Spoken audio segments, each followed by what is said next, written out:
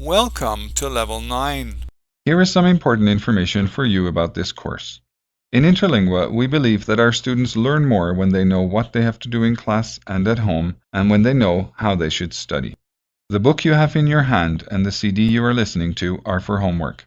It's important that you do your homework regularly and that you come to class on time every day. If you feel you need individualized help, you can ask your coordinator for an extra help session. At Interlingua, we use the following grades to evaluate your oral progress. 10, very good, 8, good, 6, minimum, and 4, not passing. We talk to you individually about your oral progress twice during the course, at the middle of the course, and during the final review unit. There is one final written exam at Interlingua, and to pass the course you need to get at least 7 points on the exam and at least 6 for an oral grade. The goals for the course are to understand and use how to use present perfect and present perfect continuous. For example, how long have you worked here? I've been working here for 5 years. How to use past perfect. When I arrived at the gate, the plane had already taken off. How to use past perfect continuous. He had been sleeping when the fire started. How to talk about abilities and opportunities in present, past, and future. Were you able to talk to Mr. Rice yesterday? No, I couldn't. He's in a meeting now. You'll be able to get a hold of him if you call after 10 a.m. How to talk about wishes in the present. I wish I had more money. How to talk about unreal situations in the present. If I had more money, I could buy a new car. How to report commands and requests. He told me to call him. I asked Liz to help me with the homework. How to use tag questions and short answers. You live here, don't you? Yes, I do.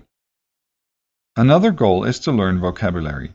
It's important to use these structures with good grammar and fluency.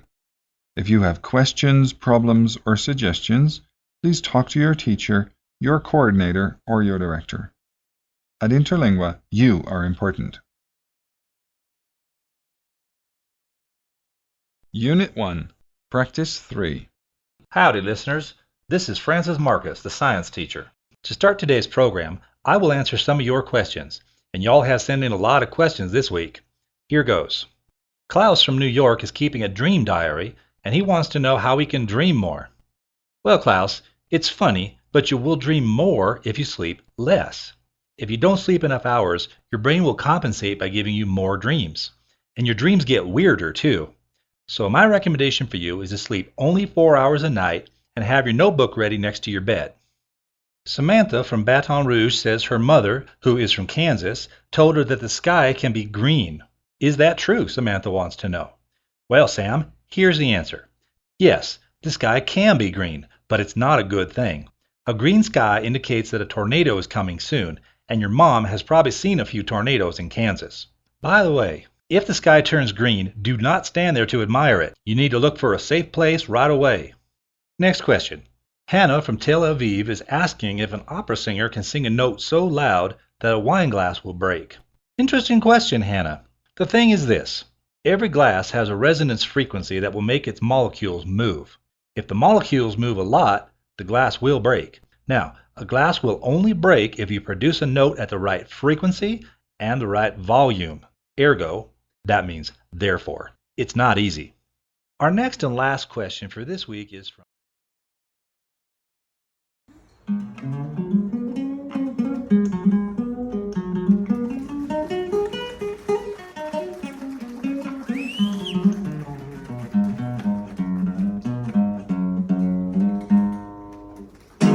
Unit 2, Practice 3.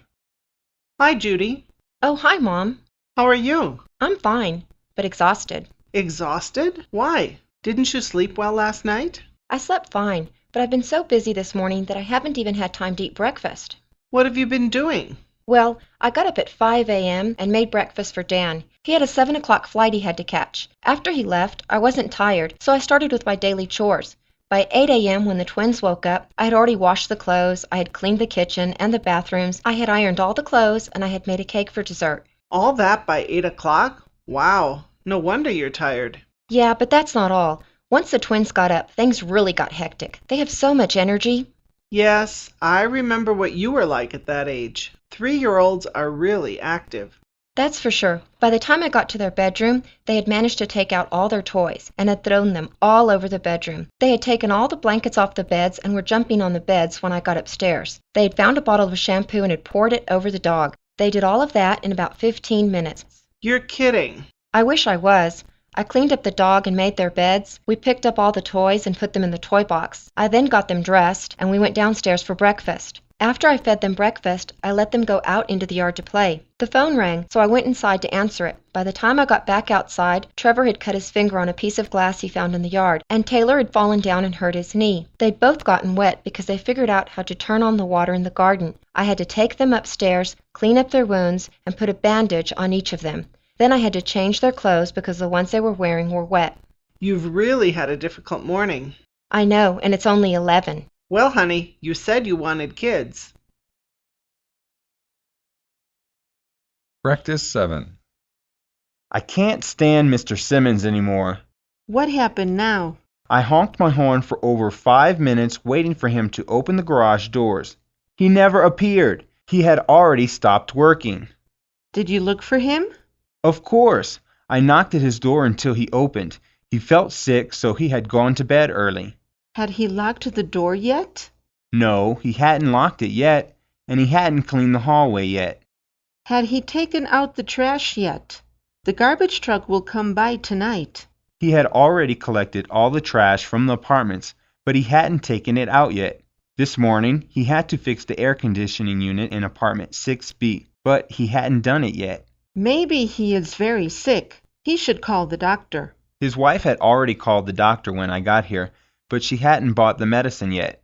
So, what did you do? I gave them money to buy the medicine. He will finish all his work tomorrow. Well, don't worry about it anymore. In Class Activity 2, Part 1. Hi, Sarah. What's the matter? I'm furious, Laura. I just broke up with Justin. That's too bad. You guys had been going out for quite some time. What happened? He stood me up last night. That's what happened. What do you mean? Well, we were supposed to meet at that new coffee shop, and then we were going to go to a movie, but he never showed up. That's strange. That doesn't sound like Justin at all. Did he call you? No, he didn't even have the decency to call me and apologize. He was supposed to be there at 6 o'clock, but he never came. When I looked at my watch, I realized that I had been waiting for more than 45 minutes. I was furious, so I left. Wait a minute. So you haven't even talked to Justin about this? No, and I don't want to talk to him. He's an inconsiderate jerk, and I don't ever want to see him again. Part 2.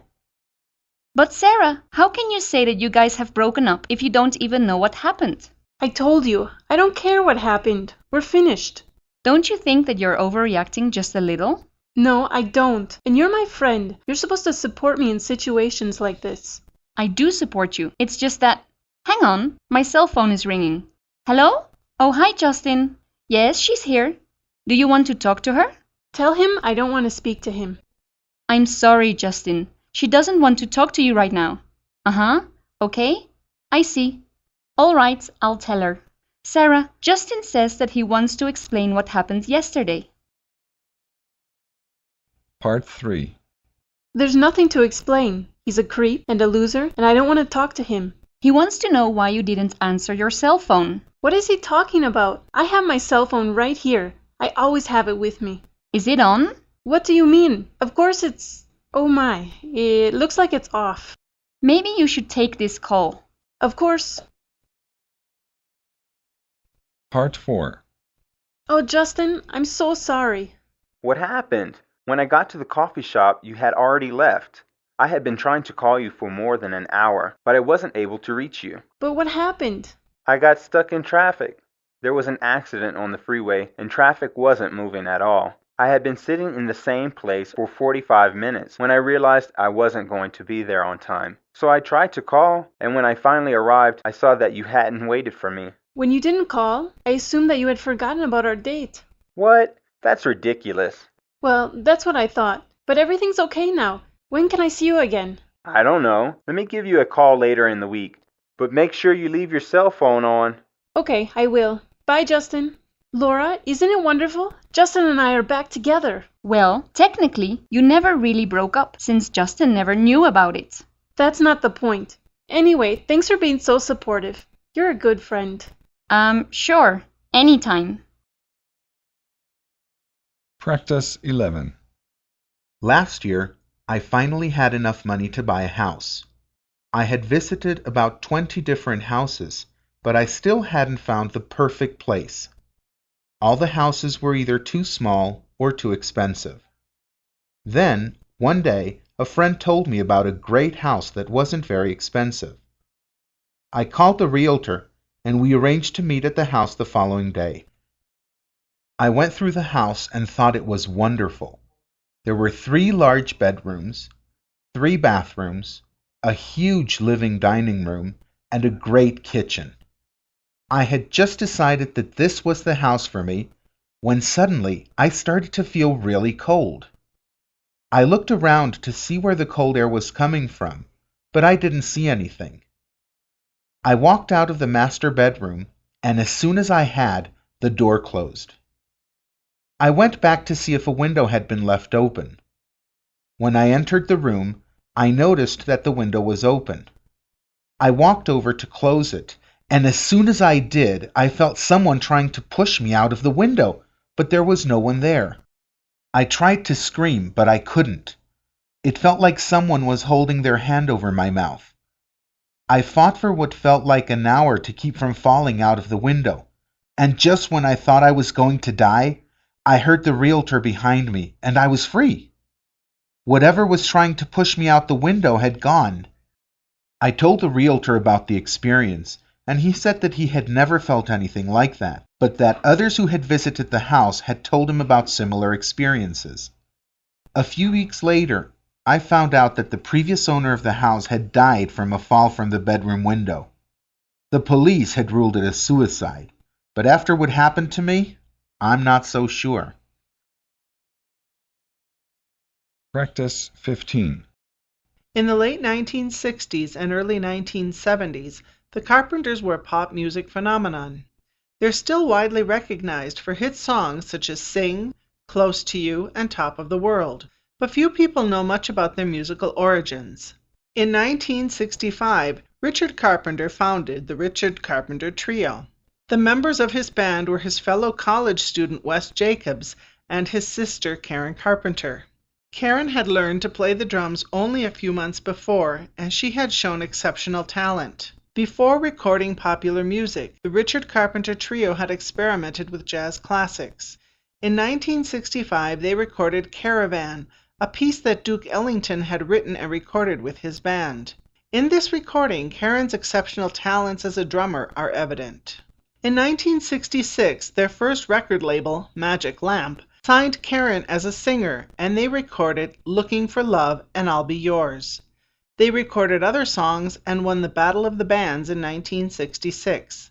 Richard's songwriting had become more and more influenced by pop music of the time. He became interested in arranging very harmonious vocals to show off Karen's voice. He used the experience he had acquired while he was working in various choirs. By 1967, Magic Lamp had gone bankrupt, and Wes Jacobs had left the band to study music in Juilliard. Richard and Karen had become the Carpenters, and they had signed a contract with RCA, a major recording company. They recorded several songs, and they started becoming popular during their time with RCA. In 1969, they released their album, Offering. It included a couple of songs that the Beatles had made famous. By this time, they had gotten a contract with a new record company called A&M. They didn't know at the time they had signed a lifelong contract. Their third album with A&M was Close to You, and it marked a new peak in their career. None of their previous albums had sold as many copies. By the end of 1970, the Carpenters had become a success. Unit 3. Practice 3. Hey Ryan, you're late. Hi, Marco. Hi, Andrea. Sorry I got here late. I'm going crazy planning my sister's surprise party. It's more work than I thought it would be. Can we help you? Actually, that would be great. What do you need? We're going to have the party in our backyard, and I've already rented the chairs. I have a stereo set to play music, but I don't have a DJ yet. I can be your DJ. Great, that's one thing less to worry about. Will you be able to use my computer? Sure, and I can bring some of my own CDs. Will you need help calling the guests? No, thanks. My cousin Sophie will call everybody. You remember Sophie, right? One thing I can use help with is the shopping. I've made a long list of food we need, but I won't be able to buy it all myself. I can help you there. I think I'll be able to convince my dad to lend us his van, and then we can buy everything. Great, I was planning to do the shopping on Wednesday or Thursday. Is that okay with you? My father gets home late on Wednesdays. I'm sure we'll be able to use the van on Thursday. I'll give you a call on Wednesday then. Thanks a lot, guys. Hey, that's what friends are for. In class activity 2. Purnell Machine Shop, Earl speaking. How may I help you? Hey Earl, it's Bruce from Datron Manufacturing. Hey Bruce, how's it going? Not so great. I'm really in a jam here. I really need that machine part we ordered last week. I'm sorry Bruce, but it's like I told you last week. We haven't been able to find the material we need to make that part for you. I understand, but is there anything you can do? Well, I talked to one of our suppliers in Malaysia. He said they'd be able to ship the material to us tomorrow. Unfortunately, it won't get here until next week. This is a real problem. We haven't been able to use that machine for more than a week. If we don't repair it soon, we may not be able to meet our quota for the month. Let me see. You know, we may be able to do something to help you out. I have some lower quality material here. I may be able to make the part out of that and send it to you as a temporary replacement. It won't last long, but you may be able to use it until we can make the real part. That sounds great. When do you think you'll be able to send it? If I start right now, I can probably finish it and send it before 5. If I do that, you'll probably get it by tomorrow afternoon. That's great news, Earl. Thanks a lot for your help. No problem. Talk to you later. Bye. Practice 7. Thomas Alva Edison is famous because he is the inventor of the phonograph and the light bulb. But he really invented a lot more. He had a very interesting life. He was extraordinary, even as a boy. Thomas did his first experiment at age 2, when he sat on a couple of eggs to help birds be born. The eggs broke, of course, and his mother laughed when she saw little Al. When he was 5, Al noticed that birds ate worms, so he gave a neighbor girl a glass full of water mixed with pieces of worms because he wanted to see her fly. The girl got sick, of course, and Al was punished. Al went to school when he was 7. At school, he wasn't able to memorize historical facts and mathematical formulas, and the teacher was always angry with the boy. After only 3 months, Al's mom took the boy out of school, and Thomas Alva Edison never went back to school again. His mother taught him at home, and Al quickly learned to read. His favorite book was A Dictionary of Science. It had experiments with electricity that Al carefully imitated. When Al was 10, he built a science laboratory in the cellar of his parents' house.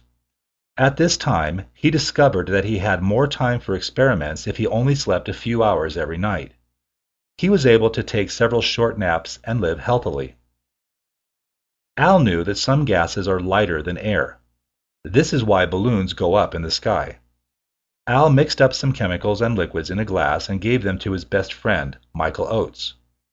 Michael drank the liquid and got sick. As a punishment, Al's mom closed the laboratory. When he was 11 years old, Al built his first telegraph machine all by himself. In order to get money for the materials and a battery, he and Michael grew vegetables. Yes, Michael was still his best friend. With the money they received for the vegetables, they bought what they needed for the telegraph. Al was even able to give his mom some money. When he was 12, Al got his first job as a newspaper boy on the railroad. A year later, Al started printing his own newspaper with local news. At 3 cents a copy, the Weekly Herald sold 400 copies every day. But Al wasn't interested in money. He wanted to experiment. One day, Al was doing an experiment while he was on the train, and he set the train on fire. He was fired immediately. Thomas Alva Edison was only 13 years old. Some people really lead astonishing lives. Practice 11. Hi, Meg, I'm home. Hi, I've been waiting for you to get back. What happened at the travel agency? Were you able to change our travel arrangements? Well, at first they told me that they couldn't change our trip or give us a refund on it. You're kidding. No, but then I told them that you had broken your leg and you couldn't take a month-long trip to 8 European countries with a broken leg. I told them we only wanted to postpone the trip for 6 weeks until your leg had healed. Right. So then they wanted to know if I had any proof that you had broken your leg, so I showed them your x-rays. It's a good thing you told me to take them with me, just in case. Anyway, when I did that, they said that under the circumstances, they could probably change the trip. Really? Great! So when are we leaving? We leave here on July 28th and return on August 24th. Sounds good. Also, I had to pay a difference. How much? I had to pay $137 per person to make the changes. That's not too bad. I thought it was going to be worse. Me too. I did have to make some changes in the package, though. I hope it's not a problem. What kind of changes? Well, originally we were going to visit 7 countries in 4 weeks, but that package isn't available for the dates that we need, so now we're going to be visiting 8 countries instead. That's even better. What additional country are we going to visit? Holland. Really? That's great! I've always wanted to visit Holland. I hope we get to visit Amsterdam. There was also another change. This package didn't include Poland or Austria. So what countries are we going to visit instead? Portugal and Switzerland. That's okay. So we'll be visiting Portugal, Switzerland, Holland, Spain, Germany, France, and I am missing 2. Which are the countries we're going to visit? Let's see. Spain, England, Germany, France, Italy, Switzerland, Portugal, and Holland. That sounds good. Are there any other changes? Just one. We couldn't get a flight back on Saturday, so we're coming back on Sunday. When do we arrive here? Our flight leaves London at 6:05 p.m. and arrives here at 8:35 p.m. That's not so bad. Well, really it is. We'll have been traveling for almost 8 hours when we arrive, so for us it will feel like it's 2:30 in the morning. And then we have to get up early and go to work the next day. That's horrible. But a 4-week vacation to Europe is worth one sleepless night. I agree. Unit 4, Practice 3. Hi, Tom. Hey, Leo, Bill. Hey, Mark. Long time no see. Are you back from your honeymoon? Yeah, it was great. Make some space for Mark, guys. Lenny, a beer for Mark here. You went to Hawaii, right? Yes, the best place for a honeymoon. 3 weeks wasn't too long? No, I wish we were still there. Thanks, Lenny. What are you saying? That you didn't miss your buddies? Well, I had other entertainment. I bet. Did you know Leo is getting married too? No, really, at last. Yes, we thought it was time. Turns out Mandy is pregnant. Congratulations, that's great news. I just hope the baby won't be as ugly as Leo. Cut it out, Bill. Tell me, Leo, are you happy? Yeah, I still can't believe it. I hope Mandy and I can go to Hawaii on our honeymoon too. Right now, we're making arrangements for the wedding. It's a lot of work. Hey, we're your friends. We'll help you. Thanks. I hope we will always be friends, no matter what our wives think. I say we drink to that. Lenny. Practice 7. Did you read this magazine article about UFOs? Oh, give me a break, Lucy. You don't believe in UFOs, do you? Well, maybe I do. I don't know. There's some pretty convincing evidence here. Look at these pictures. If I wanted, I could make pictures like that easily. You can manipulate pictures on the computer in a matter of minutes. Nobody would know if it was real or not. It says here that there is proof that these pictures are real. Okay, now tell me, who took the pictures in that magazine? People like you and me. Don't you think that's strange? Don't you think that if UFOs existed, airline pilots would see them all the time? I don't know. Maybe UFOs fly lower than commercial airlines, or higher. Listen, even if UFOs existed, why would they be interested in traveling to Earth? There are billions of planets in billions of solar systems. Why visit us? I don't know. If I were an extraterrestrial, I would only visit planets with intelligent life forms. Hey, I enjoyed reading this article. Why do you have to spoil the fun by being so skeptical? Okay, I'm sorry. And anyway, you are reading the horoscopes. Do you really think they are more scientific than the pictures of UFOs? Maybe not. In class activity 1.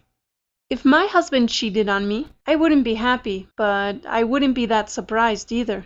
I know that most men feel a need to see other women. I wouldn't like it, but I'm sure I could accept it. I wouldn't leave him for a casual relationship. On the other hand, if he were serious about the other person, it would be much more of a problem. I don't think I could live without him, so I would accept the situation. Still, even if I accepted it, I'm sure that things would never be the same between us.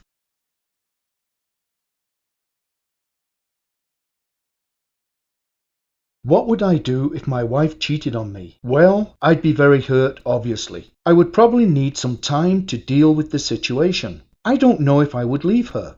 I might want to see a counselor to talk about things. Even if we talked about it, I'm not sure we would be able to work things out. And, of course, I would want to know why she did such a terrible thing. If we could work things out, I might stay with her. But I think it would be extremely difficult. I have to say, I hope that it never happens.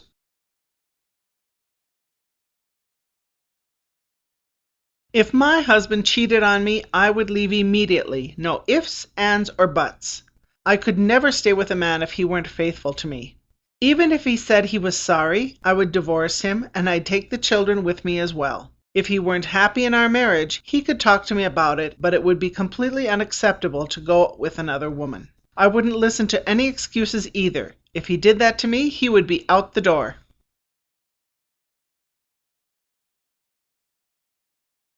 I wouldn't have a problem if my wife wanted to see another man. As human beings, we're always going to be interested in other people, and it's not realistic to expect people to be faithful to one person all their lives. If she wanted to explore a relationship with someone else, I would want her to have that experience. I certainly wouldn't leave her because of it, even if the relationship became serious. I think we have a special bond, and it would be a waste to throw it all away because of some silly jealous reaction. Practice 11.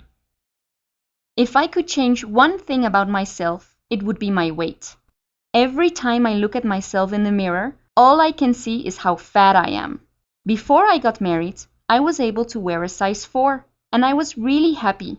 Then after I got married, my husband and I started eating out a lot, and suddenly I was wearing a size 6. It was awful. I looked like a pig. Then things got worse. I got pregnant and gained 12 kilos. After the baby was born, I went on a diet and lost some weight, but I can't wear a size 6 anymore. I now have to wear a size 8. So the one thing I wish I could change is my weight. I am tired of looking like a cow.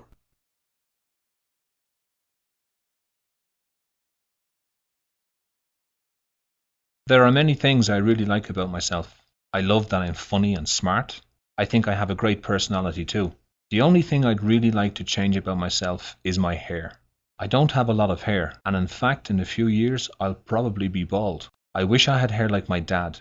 He's 72 and he still has all his hair. I suppose there isn't much I can do about that, so when I lose my hair, I'll just shave my head completely.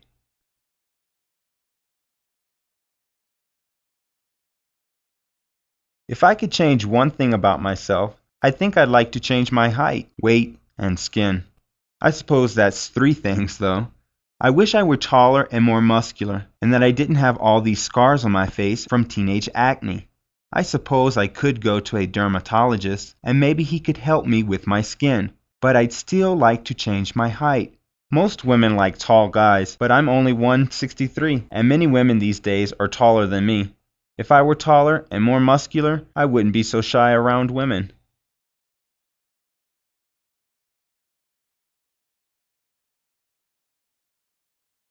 I don't think there's anything I'd like to change about myself. I really like everything about me. My face, hair, body, personality, everything. Maybe the only thing I'd like to change is that my skin is very light, so I have to be really careful about staying too long in the sun. I wish I had darker skin so that I didn't have to worry so much about the sun and the possibility of skin cancer. But fortunately, there are many products on the market now that you can use to protect your skin. I just have to be careful about applying sunblock when I go out. Unit 5, Practice 3. Jerry's Computers, how may I help you? Hi, this is Daniel Smart. I have a problem with my computer. My brother Ben is normally really good at these things, but he couldn't fix it and he told me to call you. He said you may be able to help me. Okay, what's the matter with your machine? Well, I can't get the internet to connect well on my network. Did you call your ISP? Excuse me? Your Internet Service Provider. Did you call them? Yes, I did. They said nothing was wrong at their end. They told me to check my network. Okay. Then my brother Ben told me to buy a new WLAN cable. So I went to my local store, but they said they didn't have those. He told you to buy what? A new WLAN cable. Daniel, do you know what WLAN means? No. It means wireless, local area network. Wireless means... I know, without cables. Now I'm really confused. Why would I need cables if my system is wireless? Do you know what day it is, Daniel? It's March 31st. No, wait. It's the 1st of April. Right, April 1st. April Fool's Day? Uh-huh. Your brother probably changed the settings on your computer himself just to fool you. I'm gonna kill that son of a... Good luck with that. In Class Activity 1, Movie 1. It's about time you got home, young man. What are you doing up? I was waiting for you. Now tell me why you're late. Go to bed, Dad. I don't want to talk about it. Too bad. I want to know where you've been. Now talk to me. It's none of your business. Gee, get off my back. Don't talk to me that way. I'm your father. Then don't treat me like a child. Look, just calm down. I am calm. Please, Dad, could you just let me go to bed? I'm really tired. All right, but this isn't over, young man.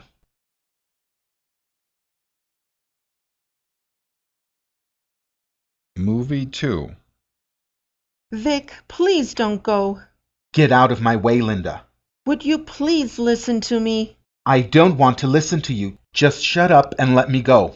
No, can you just let me explain? Explain what? Why you were kissing my best friend? It wasn't what you think. Will you please not act so crazy and just sit down? Don't tell me what to do. Listen to me. He wants me to run away with him. But I told him I love you. That's when he kissed me. Please don't be angry with me anymore. Tell me the truth. Is that what really happened? It is, I swear.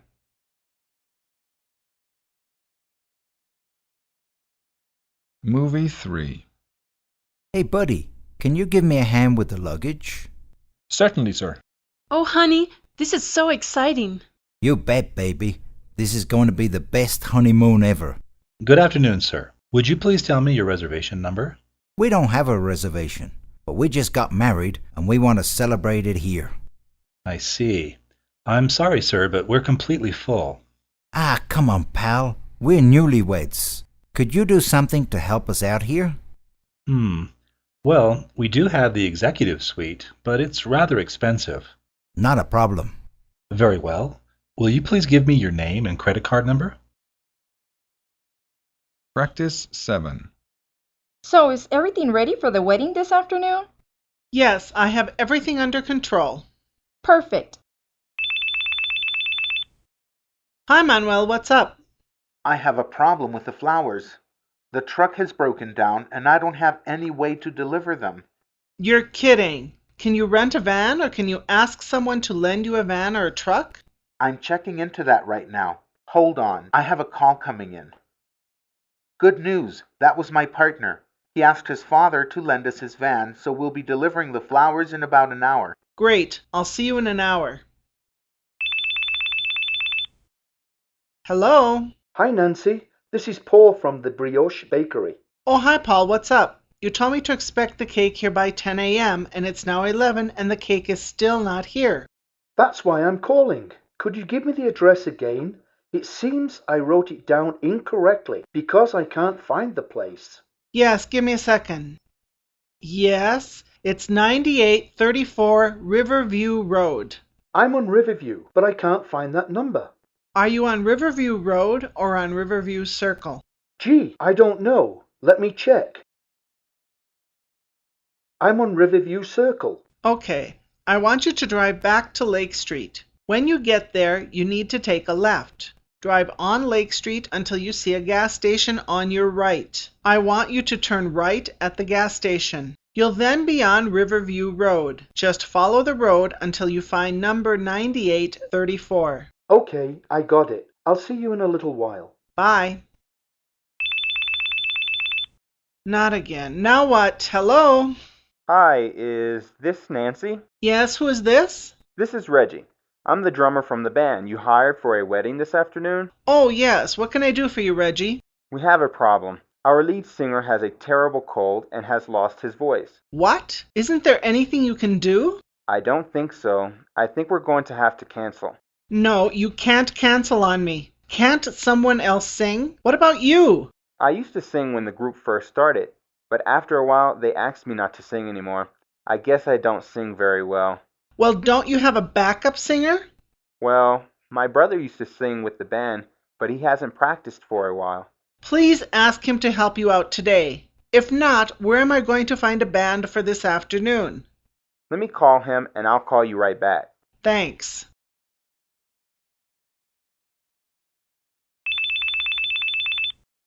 Hello? Hi, this is Reggie again. I talked to my brother and the others in the band. My brother will sing and the others will also help. Great. We'll be there at around 5 p.m. Thanks. See you then. Oh no, not again. Unit 6, Practice 3. Hey, Paul, how are you?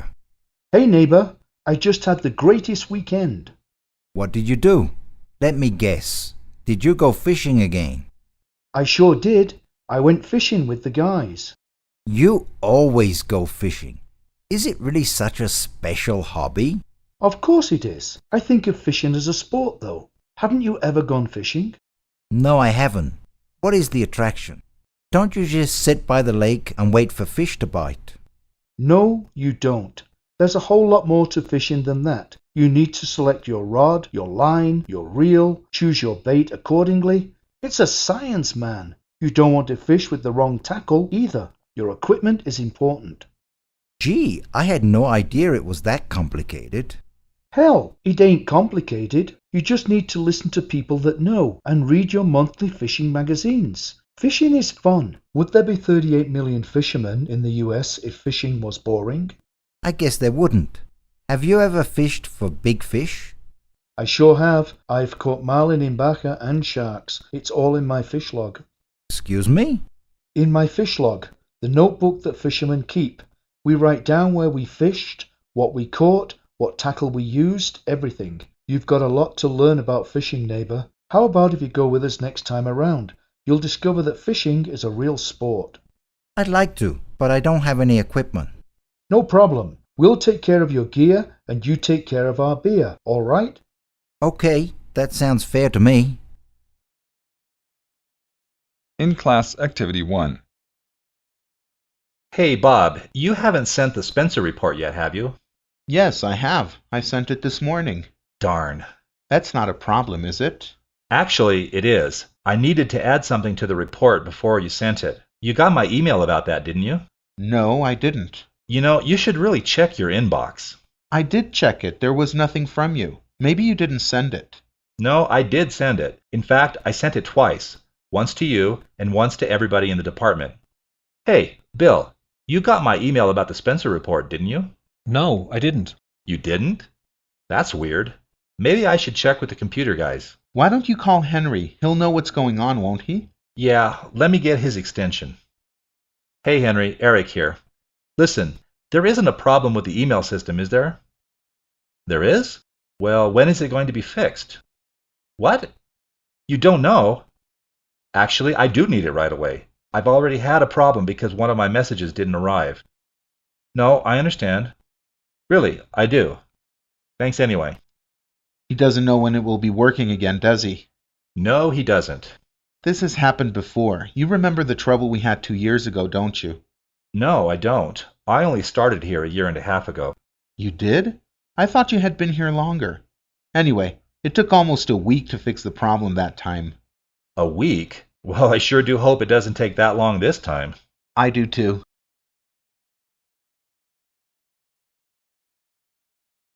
Practice 7. Hello again. This is Mary Delaney, your friendly neighborhood linguist. Today, I'd like to talk about tag questions. Some languages have a fixed phrase for the tag questions, such as the French n'est-ce pas, which means is it not? In German, the phrase is nicht wahr, which means not true, and in Spanish, verdad, which means true. Standard English tag questions, on the other hand, are constructed afresh for every sentence, and they are made up of an auxiliary verb and a pronoun. Have I? Did you? Won't we? And so on. On the other hand, there are tag questions in English that don't change, such as right, okay, eh? For example, you can say, she's French, isn't she? Or you can say, she's French, right? The meaning stays the same. English tags can have a rising or a falling intonation pattern. As a rule, the English rising pattern is used when soliciting information, that is, when some sort of response is required. Since normal English yes-no questions have rising patterns, for example, are you coming? These tags make a grammatical statement into a real question. You're coming, aren't you? Let's have a beer, shall we?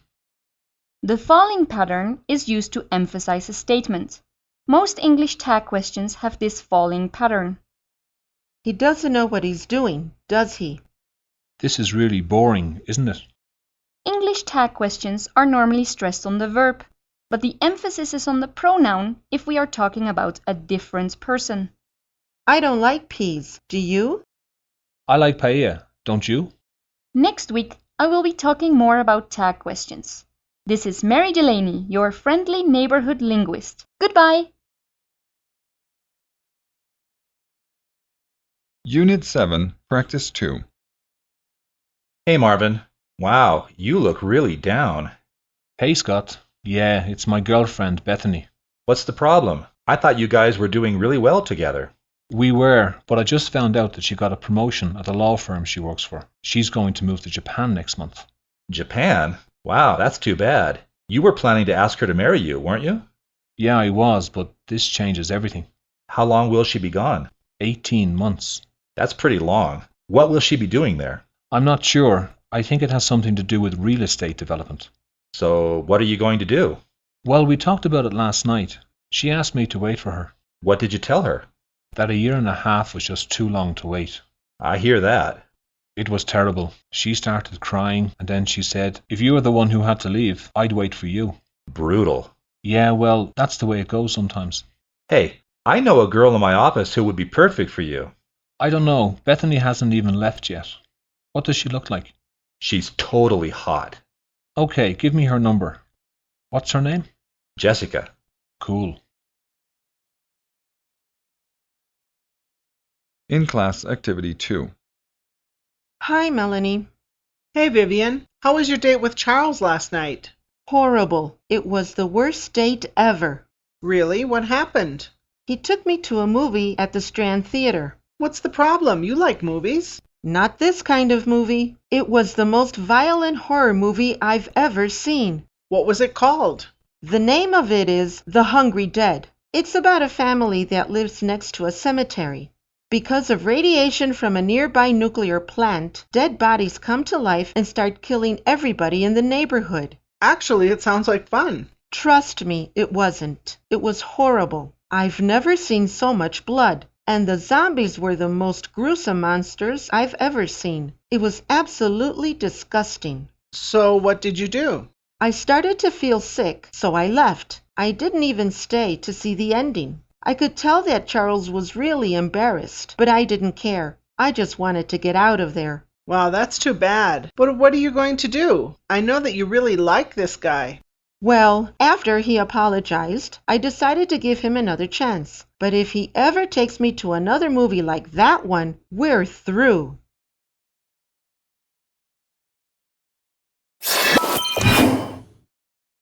Hola, buen día. Primero que nada, gracias por estar viendo este video, por tu tiempo, esta video presentación. Mi nombre es Isaac Badillo, asesor financiero con 10 años de carrera bancaria.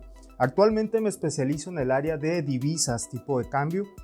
ofreciendo lo que son estrategias, herramientas y servicios para optimizar esos ejercicios, esas operaciones. ¿Cómo?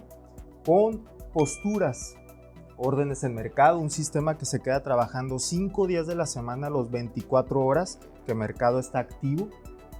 Análisis técnico, básicamente la verificación de gráfico para sacar tendencias, soportes y resistencias, ver probabilidades y pronósticos. Y administración de riesgos para administrar lo que es a un lapso de tiempo, proteger la tesorería de la empresa por la volatilidad de precios. Mi nombre es Isaac Badillo, gracias por mirar este video. Saludos.